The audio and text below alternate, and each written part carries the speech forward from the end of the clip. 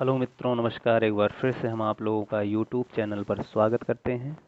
मित्रों, आज का हमारा टॉपिक है सार्वभौमिक एजुकेशन, यानी शिक्षा का सार्वभौमिकरण।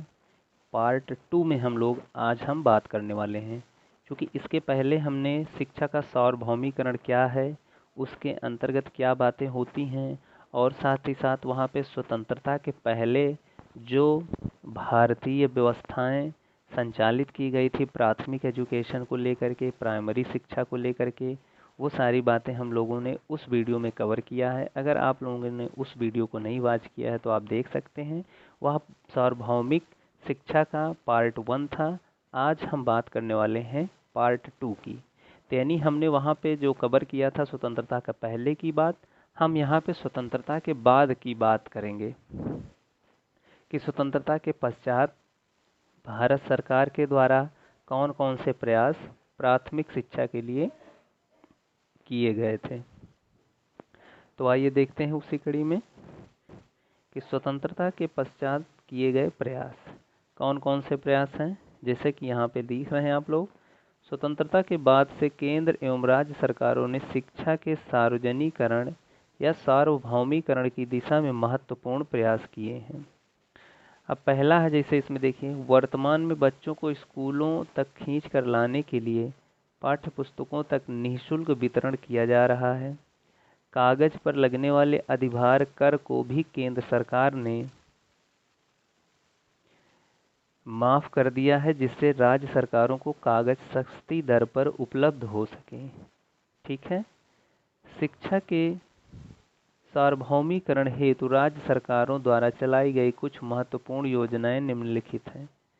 अब जैसा कि आप लोग यहाँ पे देख पा रहे हैं कि वर्तमान में जो स्कूलों में, यानी प्राथमिक स्कूलों में जो भी बुक्स लगती हैं या किताबें लगती हैं, वह बिल्कुल निःशुल्क प्रोवाइड की जाती हैं। और साथ ही साथ जो कागज़ राज्य सरकार के लिए आवंटित की जाती हैं, उस पर भी जो है अधिभार कर को केंद्र सरकार ने बिल्कुल सस्ता दाम कर दिया है, जिससे कि राज्य सरकारों के लिए सुविधा मुहैया कराया जा सके, और साथ ही साथ सारे बच्चों के पास जो है बुक्स आराम से प्रोवाइड हो सके। और उसी क्रम में ये निम्नलिखित योजनाओं का संचालन भी किया गया है। जैसे पहला है ऑपरेशन ब्लैक बोर्ड, शिक्षा का विकेंद्रीकरण, प्रौढ़ शिक्षा, जन शिक्षा निलयम, और लास्ट है जनशाला। यानी ऑपरेशन ब्लैक बोर्ड, शिक्षा का विकेंद्रीकरण, प्रौढ़ शिक्षा, जन शिक्षा निलयम, जनशाला, ये 5 जो है महत्वपूर्ण योजनाओं का संचालन किया गया था स्वतंत्रता के पश्चात। ठीक है। तो आज हम इस वीडियो के अंतर्गत ऑपरेशन ब्लैक बोर्ड की परिचर्चा करने वाले हैं, और साथ ही साथ शिक्षा का विकेंद्रीकरण क्या होता है इसके बारे में हम लोग बात करने वाले हैं। ठीक है। तो जैसे देख रहे हैं, ऑपरेशन ब्लैक बोर्ड के अंतर्गत क्या नियम और योजनाएं लाई गई थी। यह योजना सन 1987 में क्रियान्वित की गई, जिसका आधार नई शिक्षा नीति 1986 थी। इसके निम्न उद्देश्य थे, यानी यह योजना अगर आपसे पूछी जाए कब लाई गई, क्रियान्वित की गई थी, तो 1986। और ये किसके अंतर्गत था, इसका जो आधार था नई शिक्षा नीति 1986 थी। ठीक है। और इसके निम्न उद्देश्य थे। पहला उद्देश्य था कि प्राथमिक विद्यालयों को भवन, अध्यापन व पढ़ाई की सहायता हेतु सामग्री उपलब्ध कराना। कहने का मतलब है चौक, डस्टर और भवन का निर्माण, अध्यापन में अध्यापकों की नियुक्ति और पढ़ाई आदि जो है, इसका उद्देश्य प्रथम था। और दूसरा उद्देश्य इस रूप में आप देख सकते हैं, इस योजना का लक्ष्य विद्यालयों के शैक्षिक वातावरण में सुधार करना और बच्चों के ठहराव को सुनिश्चित करना था। कहने का मतलब जैसे बच्चे स्कूलों में रुकें नहीं, तो बहुत से बच्चे ऐसे होते थे कि थोड़ी देर रुकते थे, 1 घंटे 2 घंटे, उसके बाद वो अपने घर भाग जाते थे। तो कुछ ऐसी प्रक्रियाएं या योजनाओं को वहाँ संचालित करना, जिससे कि बच्चों का वहाँ मन लगा रहे विद्यालयों में, और वो नियमित समय तक वहाँ बैठे रहें, जिससे कि उनको ज़्यादा से ज़्यादा चीज़ें सिखाई और बताई जा सकें। तीसरा है इसी में, इस योजना का उद्देश्य विद्यालयों को न्यूनतम शैक्षिक सुविधा उपलब्ध करवाना था, जिस वातावरण में बच्चे अच्छी प्रकार से शिक्षा सीख सकें।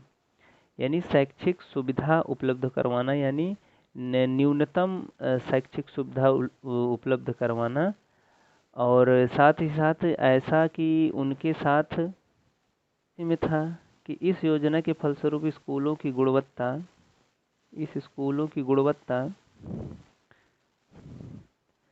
में मात्रात्मक एवं गुणात्मक रूप में सुधार हुआ। यानी इस योजना के अंतर्गत यह देखने को मिला कि इसमें मात्रात्मक और गुणात्मक रूप से सुधार देखने को प्राप्त हुआ। और पांचवा इसमें हमने ये देखा कि इस योजना के द्वारा लगभग 5,23,000 प्राथमिक विद्यालयों को आच्छादित किया गया। मतलब यह सुविधा जो ऑपरेशन ब्लैक बोर्ड था वो लगभग 5,23,000 प्राथमिक विद्यालयों को आवंटित किया गया और इस लाभ से वो लाभान्वित हो सके थे। अब शिक्षा का विकेंद्रीकरण की बात अगर हम करें तो इसके अंतर्गत क्या क्या था। प्राथमिक शिक्षा की योजना और व्यवस्था का विकेंद्रीकरण राष्ट्रीय शिक्षा नीति 1986 का प्रमुख लक्ष्य था।